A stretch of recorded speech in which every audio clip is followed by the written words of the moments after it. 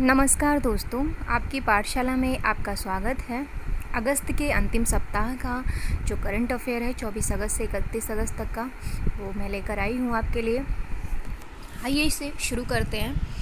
चेतन भगत द्वारा लिखित one arranged murder नामक पुस्तक का विमोचन 28 सितंबर 2020 को दुनिया भर में किया जाना है। केंद्रीय सड़क परिवहन और राजमार्ग मंत्री नितिन गडकरी ने राष्ट्रीय राजमार्गों पर वृक्षारोपण की निगरानी के लिए हरित पथ नाम से एक मोबाइल ऐप लॉन्च किया। राष्ट्र को अपनी सेवा के 25 वर्ष पूरे होने पर भारतीय राष्ट्रीय राजमार्ग प्राधिकरण ने हाल ही में हरित भारत संकल्प शुरू किया है, जो देशव्यापी वृक्षारोपण अभियान है। नेक्स्ट है, भारत सरकार द्वारा अश्विनी भाटिया को भारतीय स्टेट बैंक का नया प्रबंध निदेशक नियुक्त किया गया है। वह 31 मई 2022 तक उनकी सेवानिवृत्ति की तिथि भी है तक प्रबंध निदेशक के पद पर कार्यरत रहेंगे। भारतीय स्टेट बैंक के अध्यक्ष हैं रजनीश कुमार। मुख्यालय है मुंबई और स्थापना हुई थी इसकी 1 जुलाई 1955 में। एक्सिस बैंक द्वारा GIG यानी कि जिग अपॉर्चुनिटीज़ नामक एक नई पहल शुरू की गई। पहल का उद्देश्य कुशल प्रतिभाओं को आकर्षित करना है, जो देश में कहीं से भी अथवा दूर दराज से बैठे बैंक के साथ काम कर सकें। एक्सिस बैंक के MD और CEO हैं अमिताभ चौधरी। मुख्यालय है मुंबई, महाराष्ट्र में, और एक्सिस बैंक की स्थापना हुई थी 1993 में अहमदाबाद में। संयुक्त राष्ट्र द्वारा हर साल 23 अगस्त को international day for the remembrance of the slave trade and it's abolition यानी कि दास व्यापार और उसके उन्मूलन की याद का अंतर्राष्ट्रीय दिवस के रूप में मनाया जाता है। यह दिन दास व्यापार के त्रासदी से पीड़ित सभी लोगों की स्मृति में मनाया जाता है। यह उन पुरुषों और महिलाओं की स्मृति को सम्मानित करने का दिन है जिन्होंने 1791 में सेंट डोमिंग्यू में विद्रोह किया और गुलामी अमानवीयकरण के अंत का मार्ग प्रशस्त किया। यह घटना 22 और 23 अगस्त 1791 की रात को सेंटो डोमिंगो, आज हैती और डोमिनिकन गणराज्य में हुई थी, जिसमें विद्रोह की शुरुआत हो गई थी, जिसने ट्रांसलेटिक दास व्यापार के उन्मूलन में महत्वपूर्ण भूमिका निभाई। यह दिन पहली बार कई देशों में, विशेष रूप से 23 अगस्त 1998 को हैती में और 23 अगस्त 1999 को सेनेगल में गोरे में मनाया गया था। यूनेस्को का मुख्यालय है पेरिस में। यूनेस्को प्रमुख हैं ऑड्रे अजोले और यूनेस्को की स्थापना हुई थी 16 नवंबर 1945 में। आरोग्य सेतु द्वारा एक नई सुविधा ओपन API सर्विस शुरू की गई है ताकि लोगों, व्यवसायों और अर्थव्यवस्था को सामान्य स्थिति में लौटने के प्रयासों में मदद मिल सके। दक्षिण अफ्रीका के महान ऑलराउंडर जैक्स कैलिस, पाकिस्तान के महान बल्लेबाज जहीर अब्बास और पुणे में जन्मी पूर्व ऑस्ट्रेलियाई कप्तान लिसा स्टालेकर, जिन्होंने ऑस्ट्रेलिया का प्रतिनिधित्व किया, एक वर्चुअल समारोह में अंतर्राष्ट्रीय क्रिकेट परिषद के हॉल ऑफ फेम में शामिल किया गया। ICC के CEO हैं मनोज साहनी। मुख्यालय है दुबई, UAE में। केंद्रीय जनजाति मामलों के मंत्री अर्जुन मुंडा द्वारा ट्राइब्स इंडिया शोरूम का उद्घाटन किया गया। शोरूम का उद्घाटन LIC western zonal office fort के इंडियन ग्लोब चैम्बर्स में किया गया। ट्राइब्स इंडिया शोरूम आदिवासी लोगों की आजीविका को बढ़ावा देने के लिए ट्राइफेड जनजातीय मामलों के मंत्रालय की एक पहल है। असम में भारत की सबसे लंबे नदी रोपवे का उद्घाटन किया गया। यह रोपवे कुल 1.8 किलोमीटर लंबा है, जो ब्रह्मपुत्र नदी पर गुवाहाटी और उत्तरी गुवाहाटी को आपस में जोड़ता है।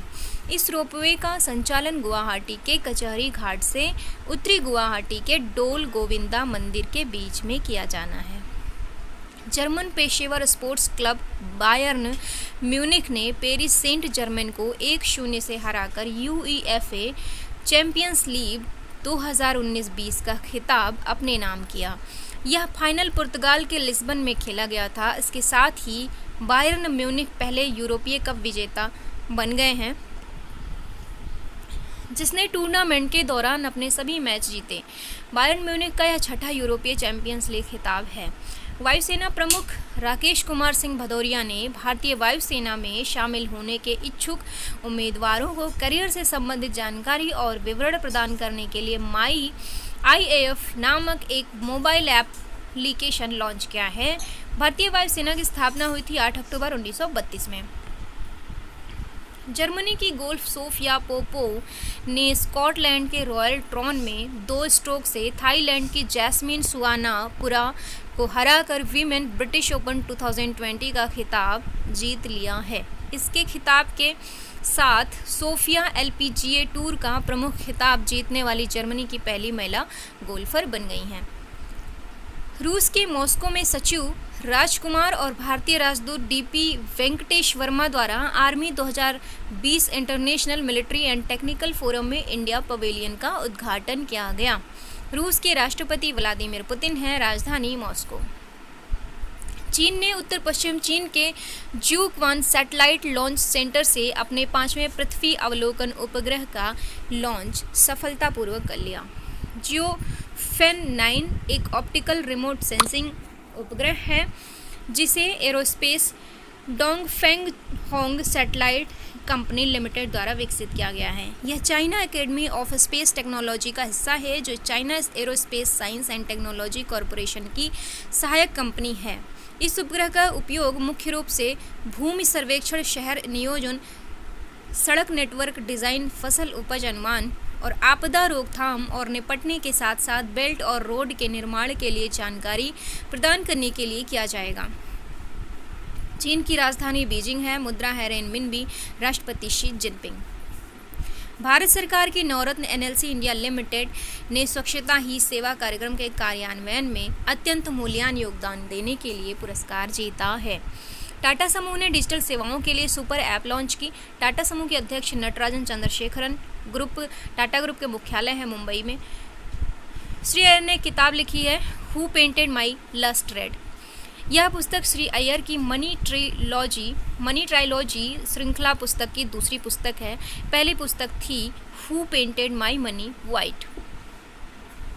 WWF India Kerala state office ने सोसाइटी फॉर ओडोनेट स्टडीज़ और थुम्बी पूर्णम के साथ केरल में पहली बार राज्य ड्रैगन फ्लाई फेस्टिवल के लिए सहयोग किया जिसका नाम थुम्बी महोत्सव 2020 है।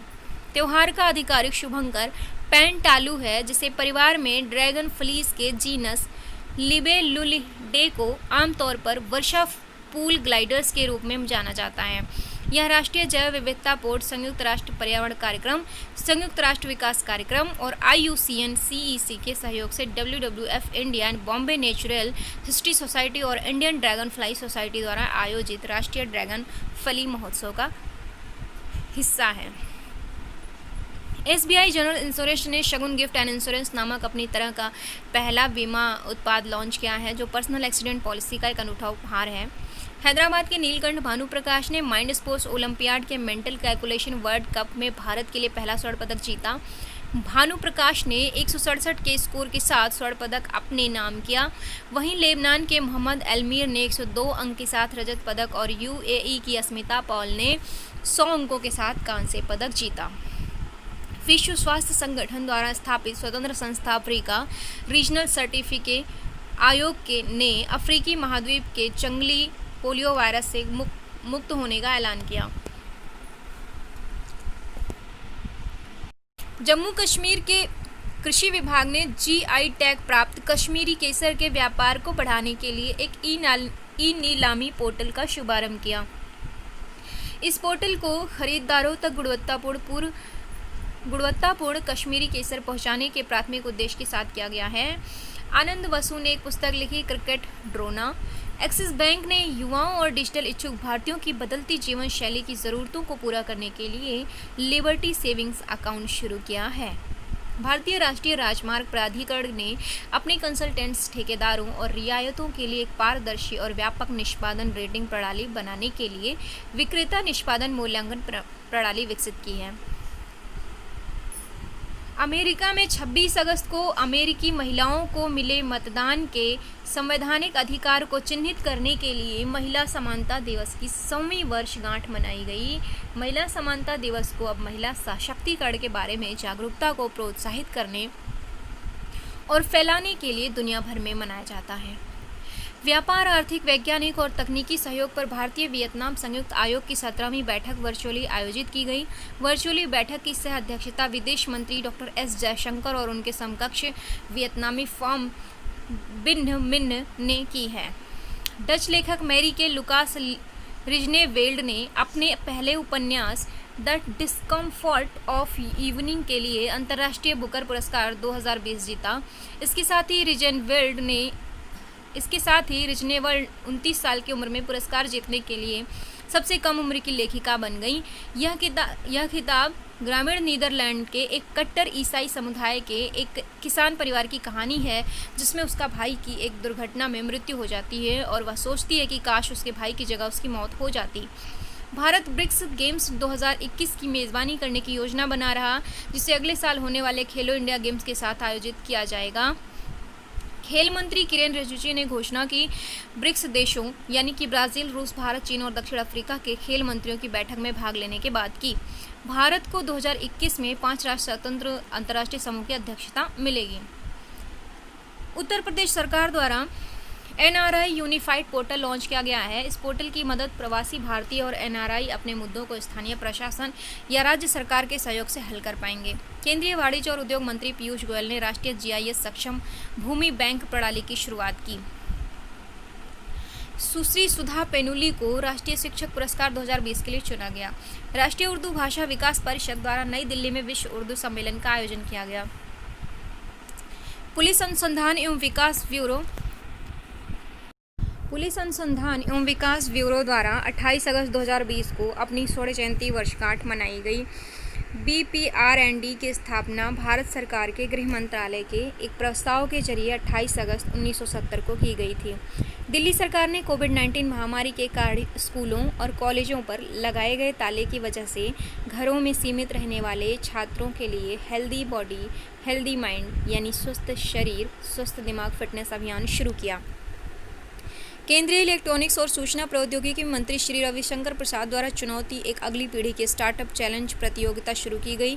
प्रतियोगिता का लक्ष्य भारत के Tier 2 शहरों पर विशेष ध्यान देने के साथ स्टार्टअप और सॉफ्टवेयर उत्पादों को और बढ़ावा देना है। 29 अगस्त को भारत में राष्ट्रीय खेल दिवस के रूप में मनाया जाता है।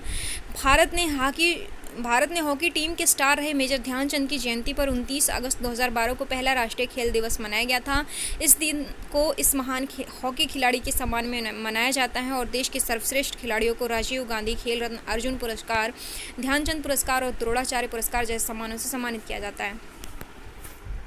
मेजर ध्यानचंद का जन्म 29 अगस्त 1905 को इलाहाबाद में हुआ था और वह अपने समय के महान हॉकी खिलाड़ी थे। उन्हें हॉकी खिलाड़ी के स्टार या हॉकी का जादूगर के रूप में जाना जाता है, क्योंकि उनकी अवधि के दौरान उनकी टीम ने वर्ष 1928, 32 और 36 के दौरान ओलंपिक में स्वर्ण पदक हासिल किए थे।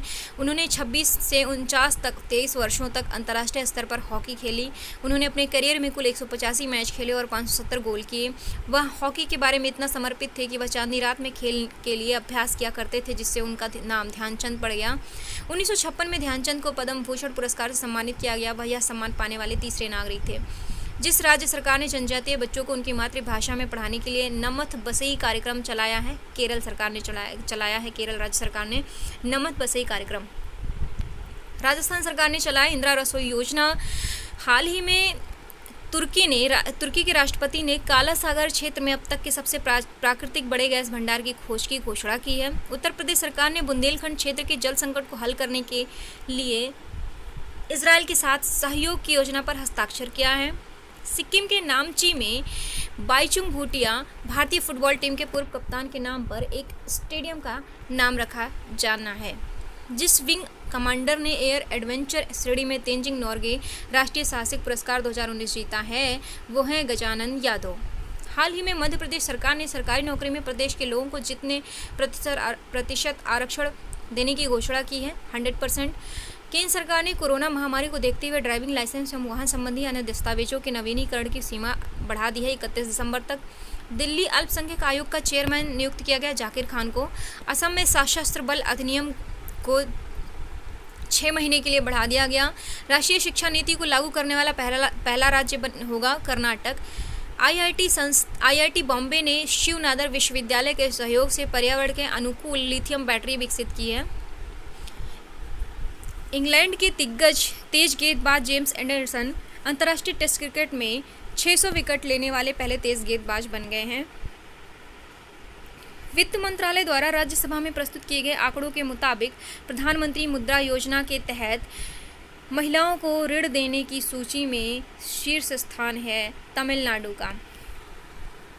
वह देश जो लगभग 10 लाख रोहिंग्याओं को भाषण 4 द्वीप पर स्थानांतरित करने की योजना बना रहा है वह है बांग्लादेश। भारतीय जूडो खिलाड़ी दीपांशु बालियान को नोएडा के डोपिंग रोधी अनुशासन पैनल ने प्रतिबंधित पदार्थ फ्यूरोसेमाइड के सेवन के कारण 22 महीने के लिए निलंबित किया है। नेपाल में खुदाई के दौरान 300 मीटर नीचे 3800 साल पुरानी किराट देवी की मूर्ति मिली है।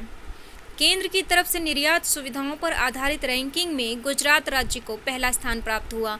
200 अरब डॉलर की संपत्ति वाले विश्व के पहले व्यक्ति बन गए हैं जेफ बेजोस।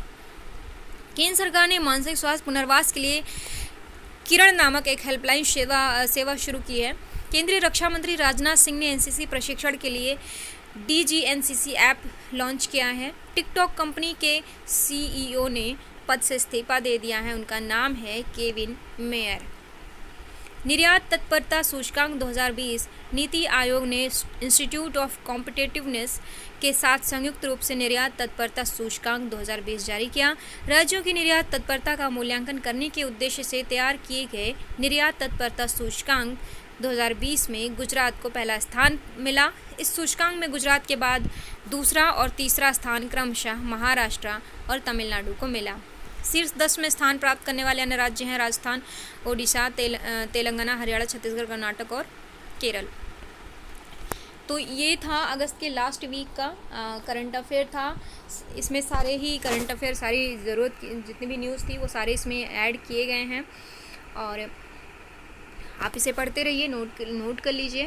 और सभी एग्ज़ाम के लिए महत्वपूर्ण है ये करंट अफेयर। और जो करंट अफेयर जितना भी है उसे डिटेल में फेसबुक पेज पर पोस्ट कर दिया गया है, वहाँ से भी आप पढ़ सकते हैं। कोई भी टॉपिक है उसे डिटेल में पढ़ सकते हैं, दिया गया है, हर एक टॉपिक को अच्छे से व्याख्या की गई है।